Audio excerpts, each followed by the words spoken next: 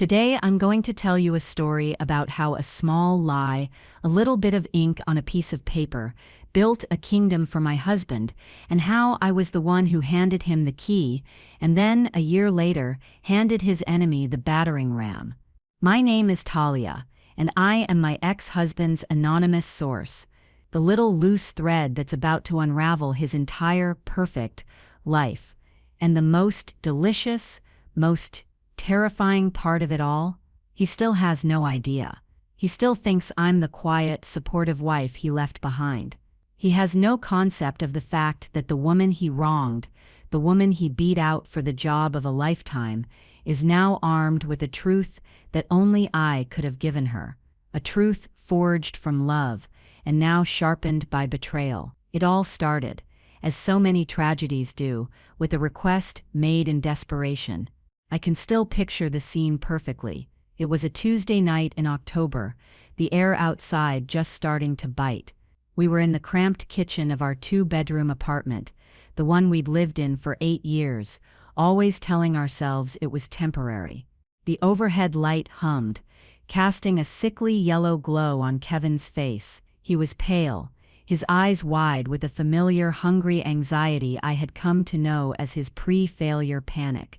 He'd been pacing for an hour, running his hands through his sandy hair until it stood up in stressed, uneven peaks. He was up for a major promotion at his engineering firm, a senior project director role. It was the kind of leap that changes a life, the kind that turns a temporary two-bedroom apartment into a down payment on a house with a yard. It meant a corner office, a 6-figure salary, and more importantly for Kevin, it meant respect. He craved it like a drug. He was competing against one other person, a woman from the Chicago branch named Eleanor Vance. He talked about her constantly. She was a ghost haunting our dinner conversations, a specter of competence and qualifications. Eleanor had a doctorate from MIT. Eleanor had published papers. Eleanor had won some obscure but impressive-sounding industry award a few years back. That night, he finally stopped pacing and slumped into a chair opposite me at our small kitchen table. He pushed his resume across the worn laminate surface. It looked fine. It was a perfectly adequate professional document, listing a decade of solid, dependable work. But in the face of Eleanor Vance's phantom brilliance, fine felt like a death sentence. He looked at me, his blue eyes pleading. Kevin had a way of looking at me, a way of making me feel like I was the only person in the world who could solve his problems. It was a powerful, intoxicating feeling. He said, "Talia, I need your help. You're so good with words. Can you just punch this up for me? Make it sound better. I'm dead in the water against her. She's a superstar. I'm just me." I picked up the resume. I knew his career inside and out. I had typed his college papers, helped him prep for every interview, and talked him down from the ledge of a dozen professional crises. I was the silent, uncredited co-author of his entire career. Punching it up was easy. I rephrased his responsibilities, used stronger action verbs, and highlighted his leadership on a project that had been moderately successful. But as I worked, I could still feel his panic radiating across the table. It wasn't enough. I knew it, and he knew it. Then a thought slid into my mind, quiet and venomous. A what if? What if we evened the playing field? What if Kevin had an award too? What if he had a few of those publications he always meant to write, but never had time for? I looked at his face, etched with fear of failure, the fear of remaining stagnant, of being the guy who almost made it. And in that moment, my love for him, my fierce, protective, and frankly misguided love, overrode every shred of common sense. I saw it as an act of devotion. I wasn't just his wife. I was his partner. His success was my success. It was a harmless white lie, I told myself. A little bit of fiction to combat the intimidating facts of his competitor. Who would ever check? It was for us, for our future. So, I did it. I invented the Vanguard Innovation Award for Applied Structural Dynamics. It sounded prestigious, didn't it? Official. I even invented a backstory for it, a European consortium that granted it biannually. Then I added 2 publications to his list of credentials. I came up with plausible, academic-sounding titles, something about seismic retrofitting and composite materials. I listed them as being published in well-respected, but not top-tier, engineering journals, the kind of thing that looked impressive but wouldn't be on every single engineer's coffee table. I felt a sick thrill as I typed the lies, a cocktail of guilt and power. I was reshaping his reality, creating a more successful version of my husband with a few keystrokes. When I showed it to him, his eyes scanned the page, first with confusion, and then with a slow dawning comprehension. He looked up at me, a flicker of something awe in his gaze. He whispered, "Talia, what is this?" "The Vanguard Award." I just smiled. "A co-conspirator." I said, "You deserved an award for that bridge project. They just never gave it to you." "So I did." He didn't protest. He didn't question the morality of it. He just stared at the resume, at this new, embellished version of himself, and a slow, relieved smile spread across his face. He got up, walked around the table, and pulled me into a hug that felt less like affection and more like a transfer of liability. He kissed the top of my head and whispered, "You're my secret weapon, Tal. You always have been." He got the promotion. He beat out the highly qualified woman from Chicago.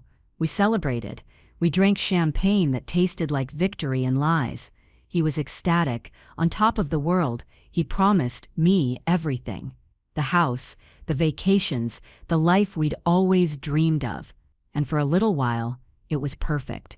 For a little while, my harmless white lie felt like the smartest, most loving thing I had ever done.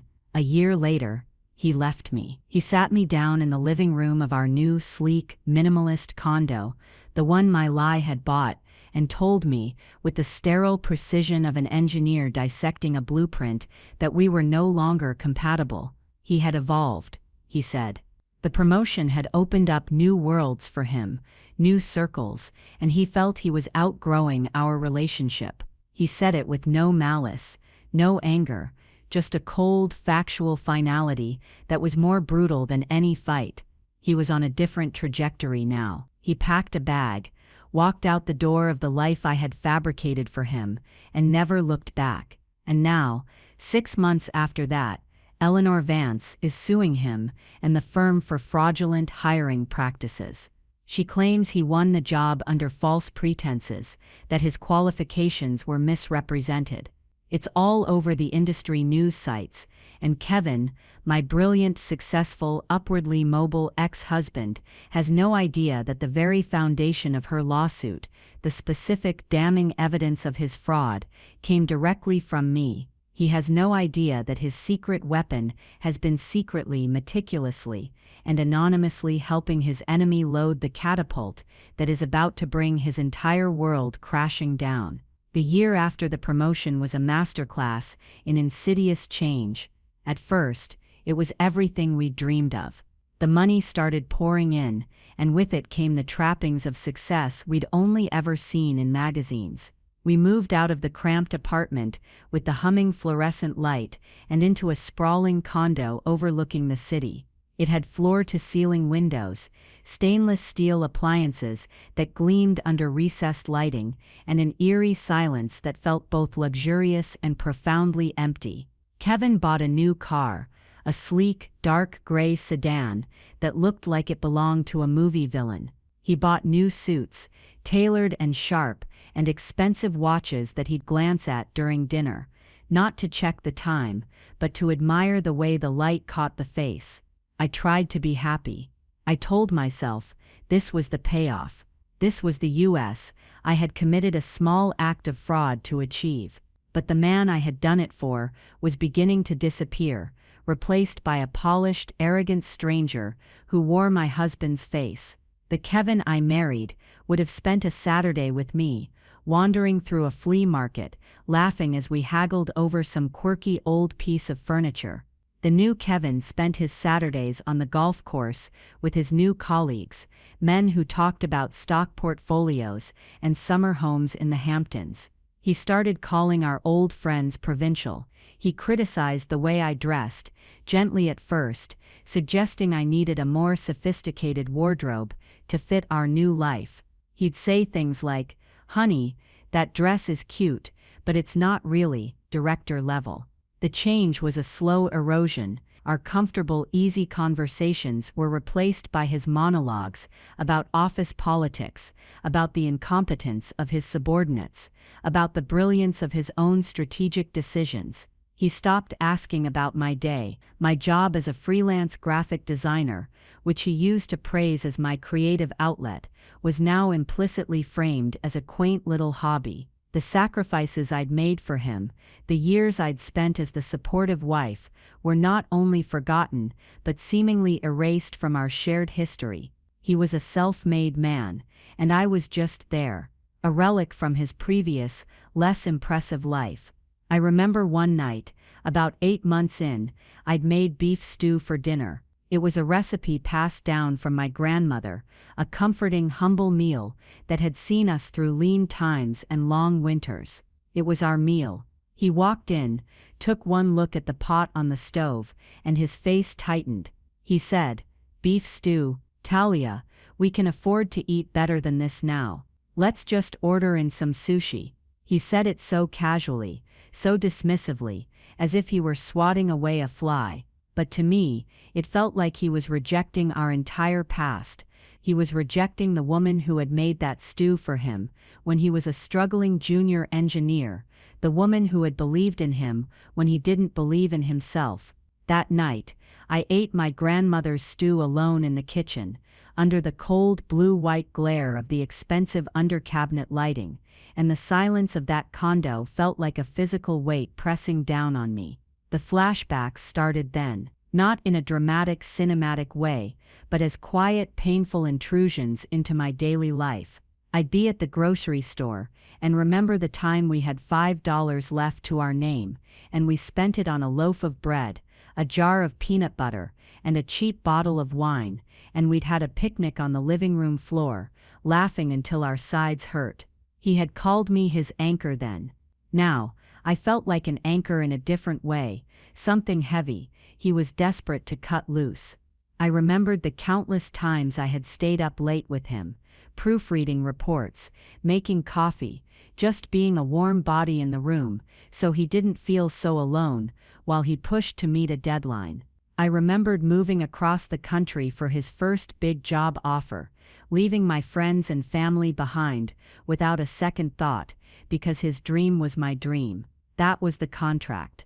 Unspoken, but absolute. We were a team. The lie about the resume festered in me. It wasn't a harmless white lies anymore. It was a monument to my own foolishness. It was the cornerstone of this new hollow life, and this new hollow man.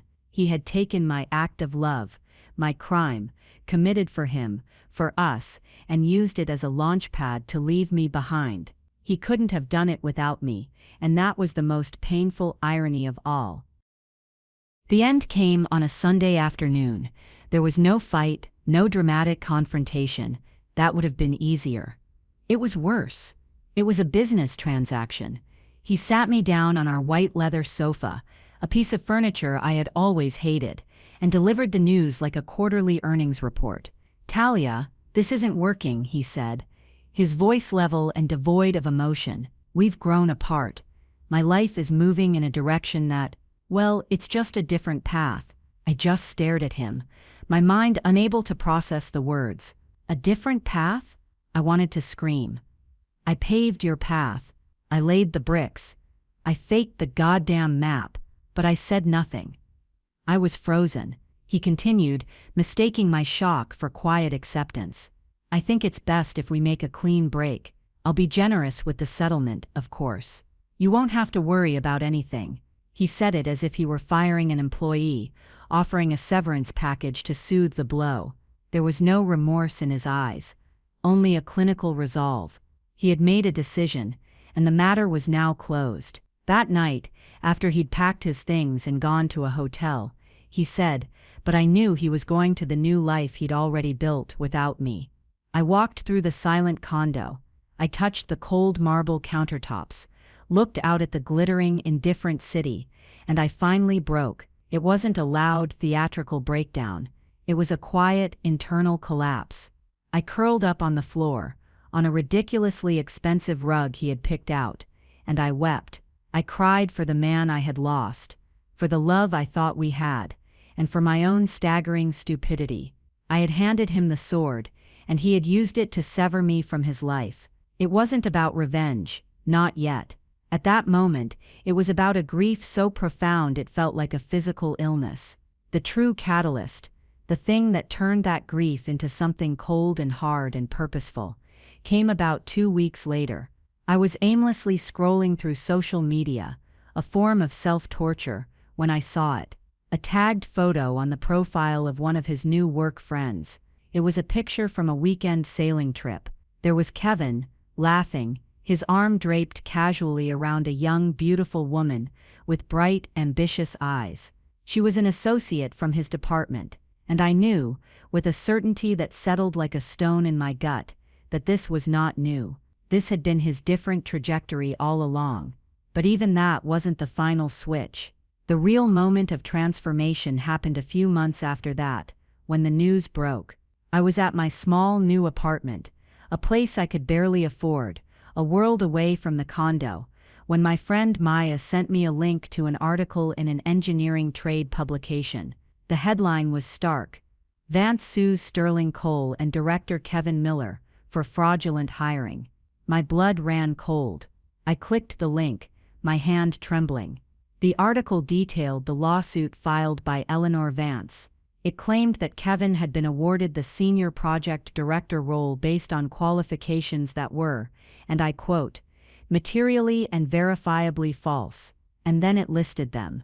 The lawsuit specifically cited his claim of winning the Vanguard Innovation Award for Applied Structural Dynamics, and questioned the existence of 2 papers he had listed as published works. My lies, my specific, invented, pathetic lies, sitting there in black and white, forming the legal basis of a multi-million-dollar lawsuit. I started to laugh. It was a strange, unhinged sound that filled the quiet room. All the pain, the grief, the humiliation, it all coalesced and then combusted, leaving behind a single clarifying emotion: rage. A cold, clear, diamond-hard rage. He had taken my loyalty, my love, my moral compromise, and he had used it to discard me. And now, the very tools I had created for his success were about to become the instruments of his ruin. He thought I was his secret weapon. He had no idea I was about to become a double agent. It wasn't about revenge. It was about balance. It was about justice. The universe had handed me an opportunity, a way to correct the record, not just for Eleanor Vance, but for me. And in that moment, I resolved with a chilling sense of purpose that I was going to burn his kingdom to the ground. And the beauty of it was, I wouldn't even have to light the match. I just had to show his enemies where he kept the fuel. The decision to act wasn't born of a single fiery impulse. It was a slow, deliberate crystallization of my anger. For days after reading that article, I did nothing. I let the idea marinate, walking through the possibilities like a chess player contemplating a complex board. My first instinct was raw and emotional: call Eleanor Vance's lawyers and tell them everything. Confess. Burn it all down in a blaze of righteous fury. But then, the more cautious, methodical part of my brain, the part that had survived the emotional wreckage of the past year, took over. If I confessed, I would be admitting to conspiracy to commit fraud. I could face legal consequences myself. More than that, it would make the entire case about a bitter ex-wife's revenge, not about a legitimate professional grievance. It would give Kevin an out. He could paint me as hysterical, as scorned and vindictive, and muddy the waters enough to potentially escape the worst of it. No, my involvement had to be invisible. I had to be a ghost, a whisper in the ear of justice. I needed a plan. The first person I told was Maya, my best friend since college, Maya was a librarian with a mind like a steel trap, and a bullshit detector that was second to none. She had seen me through every stage of my relationship with Kevin, from the giddy beginnings to the soul-crushing end. She'd hated him for what he did to me, with a loyalty so fierce it was almost frightening. We met at a small, dimly lit coffee shop, the kind of place where you could have a conspiratorial conversation without being overheard. I laid it all out for her. The late-night resume fabrication, the Vanguard Award, the fake publications, the promotion, the breakup, and finally, the lawsuit. When I finished, she just stared at me, her coffee growing cold in her hands. Her first words were, "Talia, you committed light to moderate corporate espionage for that schmuck." "I know," I said, my voice barely a whisper, "and now you want to commit slightly heavier corporate espionage against that schmuck." "Basically, yes." She was silent for a full minute, her brow furrowed. I expected a lecture, a warning to stay out of it, to let karma do its work. Instead, a slow, dangerous smile spread across her face. "It's poetic," she said finally. "It's like a Greek tragedy directed by the Coen brothers. I love it. We have to be smart about this, though. No trails, no tracks. We need to build a firewall between Talia the ex-wife and anonymous source X." And just like that, we were planning it. Having Maya on my side was like a shot of adrenaline. My secret, shameful burden was now a shared mission. We spent the next week strategizing. Maya, with her librarian's mastery of information systems, became our tactical commander. She researched burner emails, public Wi-Fi networks, and ways to scrub digital footprints. We decided the leak couldn't be a confession. It had to be a series of breadcrumbs, tiny, verifiable pieces of information that only an insider could know, designed to point Eleanor's legal team in the right direction without ever revealing the source. This was also when I began to think about the bigger picture, about the other players on the board: Kevin's family, his mother, Judith, and his younger sister, Chloe. From the day I met them, I was never quite good enough. Judith was a woman who valued appearances above all else. She had a brittle, lacquered smile, and a way of giving compliments that felt like insults. "Oh, Talia, that's a lovely dress. It's amazing what you can find on a budget these days." Chloe was a carbon copy of her mother, but with an added layer of entitlement. She was the golden child, the artistic one who had drifted through life on a cloud of parental subsidy, flitting from one failed venture to another, first pottery, then jewelry making, and most recently, a high-end dog treat bakery. When Kevin got the promotion, their adulation for him became unbearable. He was their hero, their provider, the genius son who had finally achieved his destiny. They treated me with a sort of magnanimous pity, the wife who had lucked into a better life by clinging to their son's coattails. After he left me, they cut me out with surgical precision. I received a single chillingly polite text from Judith. "Kevin has told us his decision. We wish you the best, but we feel it's important to respect his privacy during this transition. It's a family matter now." I was no longer family. I was a loose end. I knew, from snippets Kevin had let slip during his monologues, that his newfound generosity was the lifeblood of his family's inflated lifestyle. He was paying the lease on Chloe's failing boutique, the Barkery. He was giving his mother a substantial monthly allowance, which she spent on spa days and lunches at country clubs she couldn't afford. Their loyalty to Kevin wasn't based on love, it was a financial arrangement. This knowledge became my subplot, my hidden leverage. I realized that destroying Kevin's career wouldn't just be a personal victory, it would trigger a chain reaction. His downfall would be their downfall too. The thought gave me a grim, satisfying sense of control. The day of the leak, Maya and I were a bundle of nerves. We drove to a public library in a suburb 3 towns over. We both wore hoodies and sunglasses, feeling like characters in a spy movie. It felt ridiculous, but also necessary. Maya stood watch, while I sat down at a public computer terminal that smelled faintly of disinfectant and old paper. My heart was hammering against my ribs. I logged into the anonymous email account we had created, Veritest 2022. Truth, I kept the message short and cryptic. I addressed it to the lead partner at the law firm representing Eleanor, whose name I'd gotten from the article. The subject line was simple: regarding Vance v. Miller. The body of the email was just a few lines. You're on the right track with the resume, but you're looking in the wrong places. The Vanguard Innovation Award is not just unsubstantiated, it is non-existent. There is no European consortium, there is no registry. It was created out of thin air. As for the publications, don't just ask for the articles. File a discovery motion for all of his research notes, drafts, and correspondence with the journals. He won't have any. You didn't hear this from me. Just a believer in fair play. I read it over a dozen times. It was perfect. It gave them everything they needed: a definitive claim of fabrication and a specific legal strategy to prove it. It was a poison pill wrapped in a helpful hint. With a deep breath, I clicked send. The email vanished into the ether. I logged out, cleared the history, and Maya and I walked out of the library, back into the bright sunlight, feeling like we had just pulled the pin on a grenade. Now all we could do was wait for the explosion. The first tremor came about 3 weeks later. It arrived in the form of a phone call from a number I didn't recognize, but it was Kevin. My stomach immediately twisted into a knot of ice. I hadn't spoken to him since the day he'd walked out, aside from a few sterile emails about dividing our assets. I let it ring 4 times before answering, composing my voice into a mask of placid neutrality. "Hello, Talia? It's me." He sounded strained, the usual arrogant confidence in his voice, replaced by a thin, brittle edge. "Kevin. Hi. Is everything okay?" I asked, my voice a masterpiece of manufactured innocence. He let out a short, bitter laugh.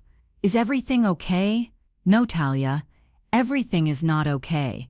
I'm being harassed. That woman, Eleanor Vance, her lawyers are trying to bury me in paperwork. It's insane." I made a soft, sympathetic noise. "Oh, that sounds awful. But I thought it was just a nuisance suit?" "That's what I thought too," he snapped, his voice rising. "But they've gone crazy. They just filed a new motion for discovery. They're not just asking for a copy of the award certificate anymore. They're asking for the contact information of the entire award committee, the consortium's articles of incorporation, financial statements. It's a complete fishing expedition. It's insane." My heart was doing a frantic tap dance against my ribs, but I kept my voice as smooth as glass. "Wow. Why would they ask for all that?" "I don't know. It's like they know something. Or they think they do. They're trying to prove the award isn't real. Can you believe the audacity? And the publications, they want all my old research notes.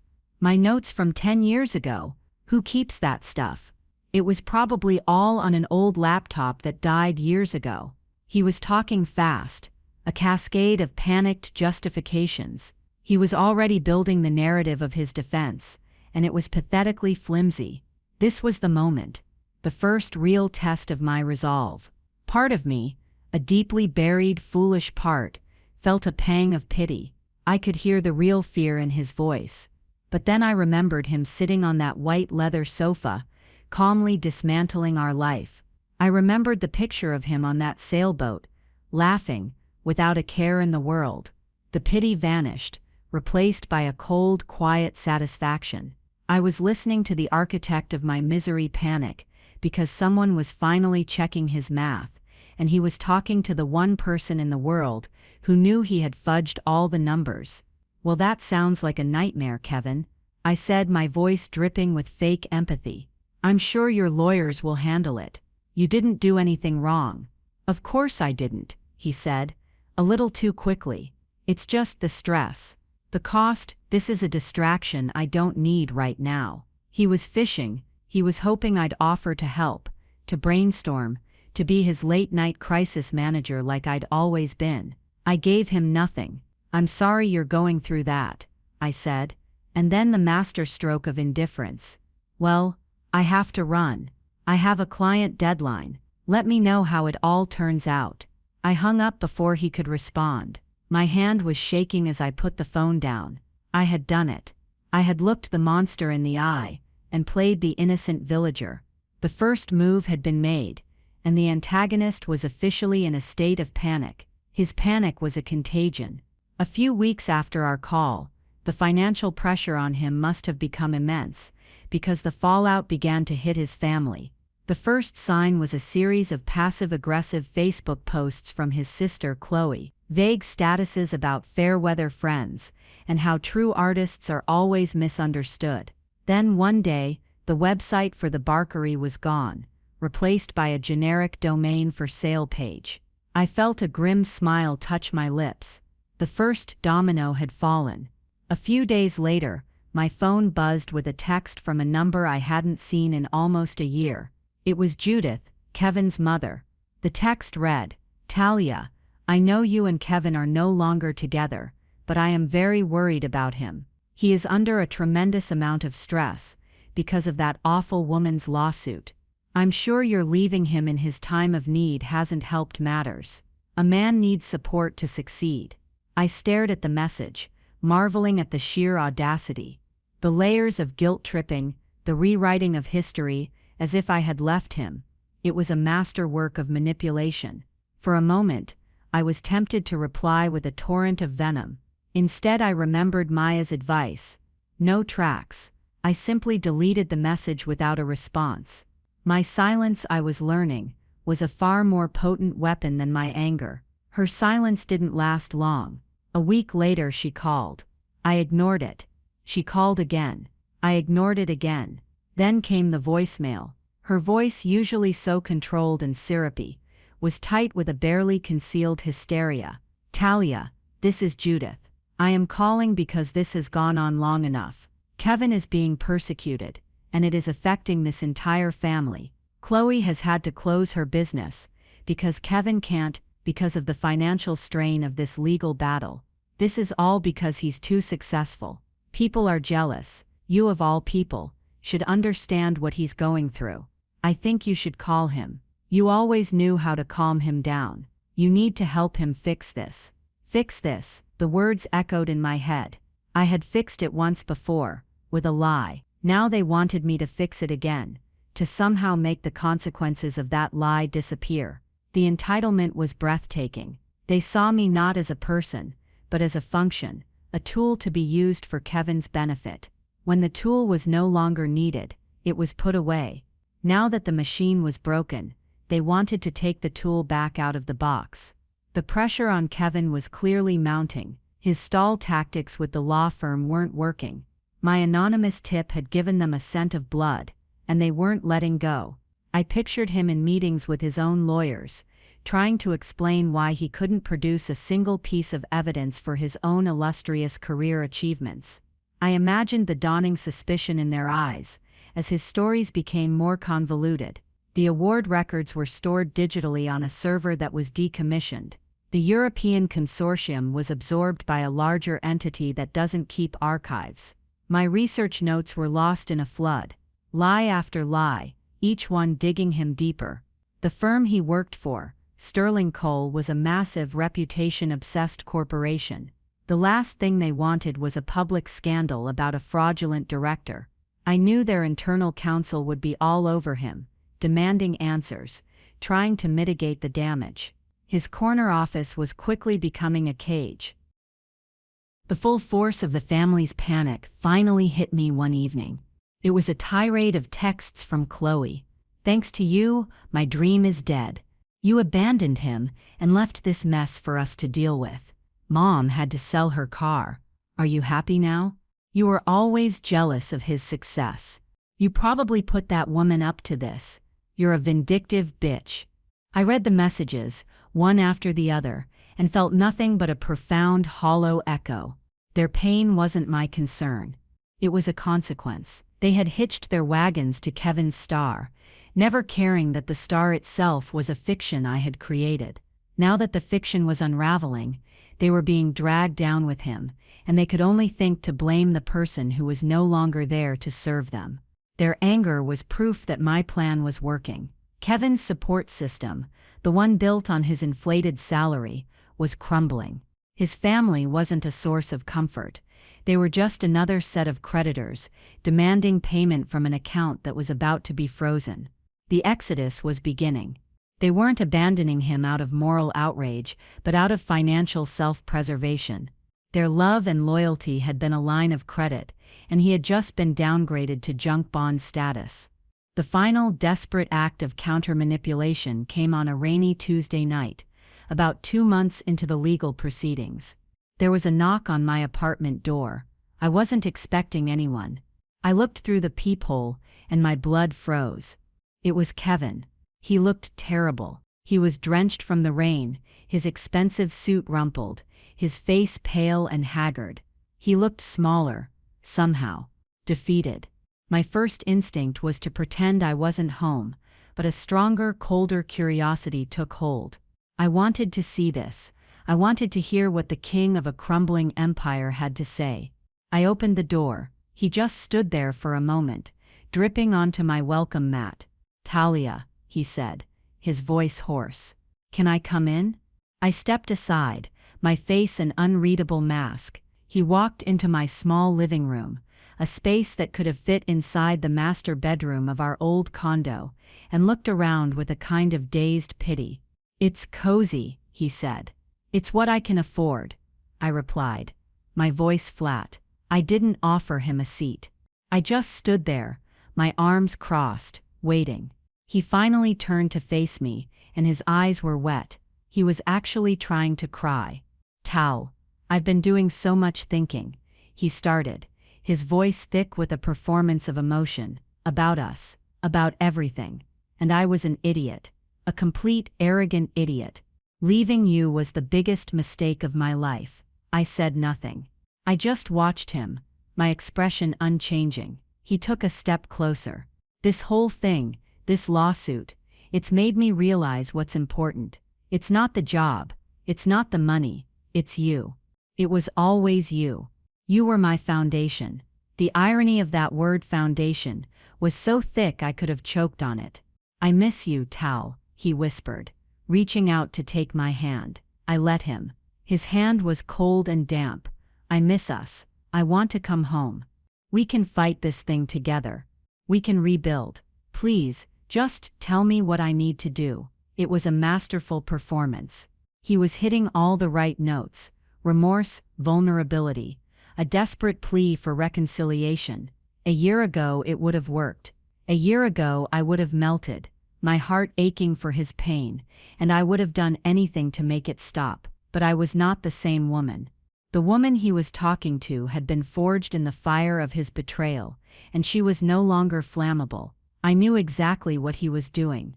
He wasn't there to win me back. He was there to recruit a co-conspirator. His lawyers were probably telling him he was cooked. His deposition was likely scheduled. He was about to go under oath and be forced to either commit perjury or confess. He needed an out. He needed someone to corroborate his flimsy lies. He needed his old, loyal, foolish wife to get on the stand and say, "Yes, I remember when he won that award. I was so proud." He wasn't trying to repair our marriage. He was trying to repair his alibi. And as he stood there, his thumb stroking the back of my hand, looking at me with those pleading, dishonest eyes, I felt the last vestiges of my old self die. The power had well and truly shifted. He was no longer the powerful director, and I was no longer the discarded wife. I was the gatekeeper of his destruction, and he had just walked up and asked me for the key. A cold, exhilarating clarity washed over me. The time for whispers and anonymous emails was over. It was time for the confrontation. I let him stand there in the silence for a long, torturous moment, letting his hope build. I watched the calculated vulnerability in his eyes, the carefully crafted performance of a broken man. He thought he was playing me, using our shared history as his trump card. He had no idea I was holding the entire deck. Finally, I gently pulled my hand from his. I took a step back, creating a space between us that felt as wide as a canyon. My voice, when I finally spoke, was not angry or loud. It was quiet, calm, and utterly devoid of the emotion he was trying so desperately to provoke. "You're right about one thing, Kevin. I began. He looked up, a flicker of hope in his eyes. I was your foundation. I paused, letting the words hang in the air. The problem is you built your entire career, this entire new life, on a foundation that was cracked from the beginning. A foundation of lies. His face faltered. The mask of remorse slipped, revealing a flash of confusion and fear underneath. What are you talking about? This lawsuit is just a vindictive shakedown. No, it's not. I cut him off, my voice still unnervingly calm. She's going to win, Kevin. You and I both know that. And do you know how I know? He just stared at me, his mouth slightly agape. The color was draining from his face as a horrifying new possibility began to dawn on him.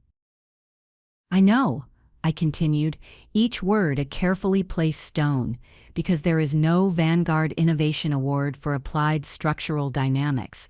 There is no European consortium.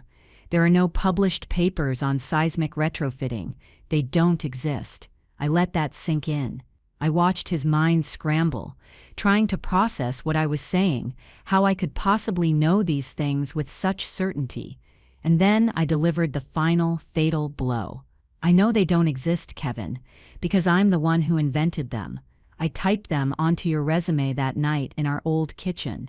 I invented them for us, for the future you promised me. And then you decided there was no use. You took the life that my lie afforded you, and you tried to kick me out of it. I gave a small, humorless smile. When you kicked me out of the house, Kevin, you kicked out the foundation. This isn't a shakedown. This is just gravity. The transformation of his face was something I will carry with me for the rest of my life. It was a slow-motion demolition. First came utter disbelief, his brain refusing to accept the input. Then a wave of dawning, sickening comprehension washed over him, his eyes widening in horror as all the pieces clicked into place. The specificity of the lawsuit, the lawyer's uncanny knowledge, my cool indifference on the phone. It was all me. It had always been me. You? He finally choked out, the word a strangled gasp. You're the source? You did this to me? No, Kevin, I said, my voice like ice. I did this for you. You're the one who did this to us. I just decided to stop protecting your lie once I was no longer a beneficiary of it. You can't have it both ways. You don't get to use my crime to build your throne, and then expect me to stay quiet in the dungeon. The remorse vanished completely, replaced by a surge of pure, desperate rage. You're a monster, he hissed, his voice trembling. You ruined my life. Everything I worked for. Everything you worked for. I finally let a single sharp laugh escape. That's the funniest thing you've ever said. You didn't work for that promotion, Kevin. We stole it. And when you left, you forgot to take your accomplice with you. Big mistake. He just stood there, shaking, cycling through a Rolodex of impotent emotions. He looked from me to the walls of my tiny apartment, his world visibly shrinking in his own eyes. The powerful director Miller was gone. In his place was just a man, a fraud, exposed and cornered by the last person he ever would have suspected. He opened his mouth to say something else, to threaten or plead. I don't know which, but no words came out. He was broken. The charade was over. You should go, Kevin, I said, my voice softening, not with pity, but with finality. You have a deposition to prepare for. You'll need a better story than the one you were planning to tell me.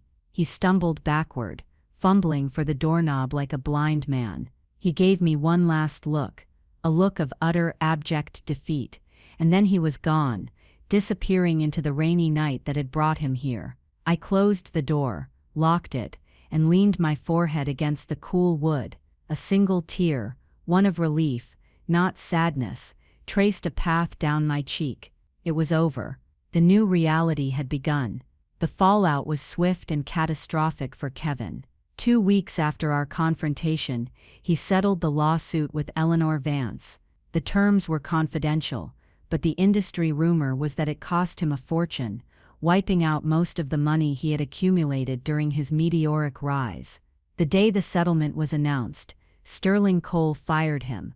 They released a terse statement about upholding the highest standards of integrity, and wished him well in his future endeavors. He was radioactive. His name was mud in the engineering world, a cautionary tale, whispered in boardrooms. His family, predictable to the end, completed their exodus. With the money gone, so was their loyalty. I heard through the grapevine that Chloe had moved back in with her mother, their brief taste of the high life now just a bitter memory. They blamed him for everything, for his arrogance, for his lies, for the collapse of their comfortable world. The hero had fallen, and they were the first to flee the wreckage. As for me, a strange and wonderful quiet settled over my life. The anger, the need for revenge, it all just evaporated. It turned out that vindication wasn't a fiery, explosive feeling. It was peace. It was the simple, profound relief of the truth being out in the open. I wasn't a victim anymore, or an accomplice, or a vengeful ex-wife. I was just Talia. I took the small settlement I'd received in the divorce, and I invested it in myself. I enrolled in a few advanced courses in digital marketing and user experience design, updating my skills, reigniting a passion I had let smolder for years in the service of Kevin's career. I started my own small freelance agency. At first it was just me in my tiny apartment, working late nights, fueled by coffee and the thrill of building something that was truly mine. It was hard, but it was a good kind of hard. It was the honest sweat of my own labor, not the anxious machinations of a shared lie. About a year after Kevin's downfall, I was sitting in a cafe, the same one where Maya and I had first plotted our anonymous campaign. I was meeting a new client. Sunlight was streaming through the window, and I was sketching out some ideas on a notepad. I saw a headline on a tablet at the next table: Eleanor Vance, appointed executive VP at Sterling Coal. I smiled. The scales had been balanced. The job had gone to the person who had actually earned it. My role in it all was a secret I would probably keep forever, a strange and complicated chapter of my life. Looking back, the entire saga feels both surreal and inevitable. Was I wrong to fabricate his resume? Absolutely. It was a foolish, desperate act, born from a love that was more about possession and protection than partnership. I see that now. But was I wrong to expose him? That's the question that's harder to answer. Some might say I should have just walked away, that my actions were born of pure revenge, and maybe they're right. It certainly wasn't about revenge, until it was. But when I really think about it, my final act wasn't about hurting Kevin. It was about correcting my own mistake. I had helped create a monster, a man whose ego and ambition were propped up by a lie. When he turned that monstrousness on me, I felt a responsibility to dismantle what I had built. A lie can build an empire, but it's a terrible foundation. Sooner or later, it gives way. All I did was point out the cracks. So now I turn it over to you. What would you have done? Would you have walked away and let him live his life, built on your sacrifice and your lie? Or would you have become the anonymous source, the ghost in the machine, to ensure that the truth, no matter how messy, came out? I'm really curious to hear your thoughts in the comments below. Thank you so much for listening to my story. If you found yourself on the edge of your seat, please hit that like button and subscribe to the channel for more stories of betrayal and vindication. And don't forget to share this video with someone who knows that sometimes the most satisfying justice is the kind that happens in the quiet, behind-the-scenes moments that no one else ever gets to see.